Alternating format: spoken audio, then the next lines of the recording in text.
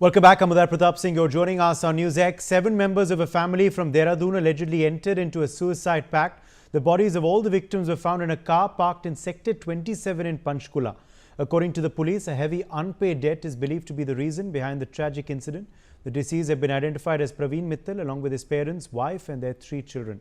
According to information, the deceased family was spotted by locals who saw them struggling in the car. They informed the emergency response system via 112 and a PCR van was rushed to the spot. The cops broke open the doors of the car and rushed the victims to hospital. However, all were declared brought dead. A 2-page suicide note has been accessed that indicates that Praveen killed himself and his family due to financial debt and a 1 crore rupee loan that was taken. One of the eyewitnesses said that Praveen, minutes before he died, revealed that he owes a lot of money to a lot of banks. We spoke with the nephew of Praveen Mittal who committed suicide. इस वक्त पंचकुला में जो मामला हुआ है, 7 लोगों ने जहर खाकर सुसाइड कर लिया है। उनके कुछ परिजन इस वक्त हमारे साथ हैं जिनकी बीते दिनों उनसे मुलाकात भी हुई थी। क्या कुछ उनके घर में परेशानी थी और लास्ट मुलाकात क्या हुई थी वो उनसे जान लेते हैं। आपके क्या लगते थे जो प्रवीण जी? मेरे चाचा जी थे वो। आखिरी मुलाकात आपकी उनसे कब हुई थी, क्या उनसे बात हुई? मैम मेरी वैसे तो 2 से 3 दिन में रेगुलर बात हो जाती थी, बट जो मिले थे हम वो मिले थे 30 तारीख को, 30 अप्रैल को। क्या बात हुई थी उस दौरान? क्या कुछ परेशान लग रहे? नहीं, उन्होंने ऐसी कभी भी कोई बात नहीं की। शादी में आए थे, एंजॉय किया, ठीक है। मेरे सगे चाचा के लड़के की शादी थी 30 अप्रैल को, तो वो आए, मिले जुले। उससे पहले वो 12 दिन पहले मेरे दादाजी एक्सपायर हुए थे चंडीगढ़ में ही, जीरकपुर में। वो 18 तारीख को वहाँ भी मिले थे मुझसे और दादाजी भी मिले थे। तो उन्होंने कभी भी ऐसी कोई डिस्कशन की ही नहीं कि मैं परेशान हूँ, ये हूँ, वो हूँ।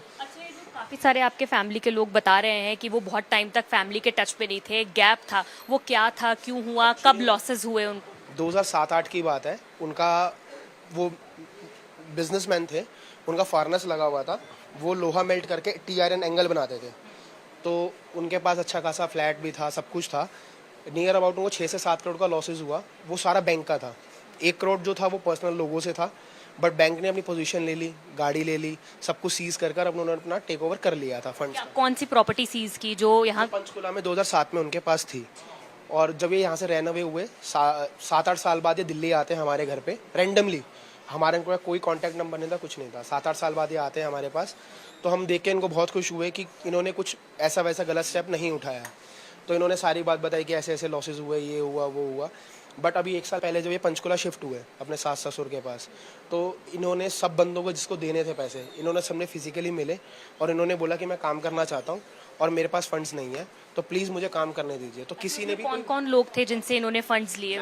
एक्चुअली में 2007 की बात है। पहली बात तो मुझे पता नहीं, क्योंकि मैं बहुत बच्चा था उस टाइम। मैं 17 साल का था जब उनको लॉसेस हुए। दूसरी चीज़ ये कि उनको इतना टाइम हो गया था, तो किसी ने उनको फोर्स नहीं किया कि भाई मुझे पैसे दो, तुम्हें काम नहीं करने दूंगा, ये वो ऑल दैट।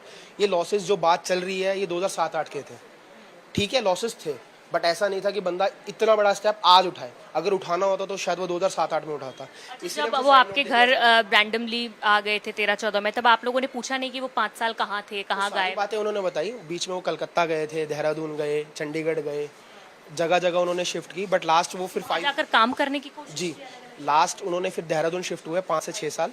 6 साल उन्होंने कैब चलाई अपनी प्राइवेट नंबर कैब से, और लोकल वहाँ का जो न्यूज़पेपर है उसमें ऐड भी डलवाते थे 3000 रुपये पर मंथ की, जिसके अंदर आपको मतलब गाड़ी अगर ड्राइवर चाहिए विद कार चाहिए तो आपको कॉल्स आती थी।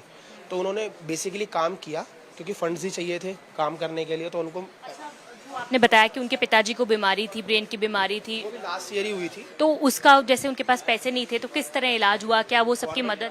गवर्नमेंट इलाज होता है मैम, गवर्नमेंट से उनका इलाज चल रहा था। उनको दवाइयाँ दी जा रही थी और दवाइयाँ लेके वो नॉर्मल हो गए थे। बट वो ये था कि एजिड थे, 75 प्लस थे। अकेले बैठने से उनको जैसे किसी को अब्यूज़ वर्ड कह दिया, किसी को कुछ कह दिया, तो ये सब चीज़ें थी। और क्योंकि इतना बड़ा स्टेप उठाना, कहीं ना कहीं ऐसा लगता है कि बंदा मानसिक तौर पे क्या कमज़ोर थे या कैसे? मैं नहीं मान सकता। अगर कमज़ोर होते तो किसी ना किसी रिलेटिव से ज़रूर शेयर करते कि हाँ मुझे ये प्रॉब्लम है। उन्होंने आज तक शेयर नहीं की, क्योंकि 15 दिन पहले 17 दिन पहले जब घर पे आकर शादी में मिले हैं तो बंदा अगर कुछ प्रॉब्लम होती है तो डिस्कस कर लेता। बिल्कुल ठीक लग रहे थे, मतलब एंजॉय कर रहे थे। उन्होंने लेडी संगीत में डांस किया, मेरे साथ कुछ शादी में डांस किया, तो ऐसी कोई प्रॉब्लम लगी नहीं कि उनको कुछ प्रॉब्लम है। बहुत शुक्रिया बातचीत करने के लिए। तो ये उनके परिजन थे, उनके चचेरे, इनके चाचा लगते हैं, भतीजे हैं उनके। तो उन्होंने बताया कि कुछ दिन पहले तक ही, लगभग 15-20 दिन पहले वो बिल्कुल ठीक थे, घर की एक शादी अटेंड की और इस वेडिंग के दौरान जो है उनका परिवार काफ़ी खुश नज़र आ रहा था, लेडी संगीत में नाचा गाया और बताया भी जा रहा है कि कमज़ोर दिल के व्यक्ति नहीं थे, काफ़ी स्ट्रॉन्ग थे शुरुआत से और इसीलिए परिवार जो है वो सुसाइड नोट देखना चाहता है। पुलिस के अधिकारियों से आग्रह कर रहा है बार बार कि सुसाइड नोट दिखाया जाए ताकि उन्हें पता चले कि आखिर उनकी मौत के पीछे की या पूरे परिवार की सुसाइड के पीछे की असल वजह जो थी वो क्या रही। कैमरा पर्सन जतिन के साथ Sakshi Sharma, India News, Panchkula. Sakshi is joining us for more details on this story.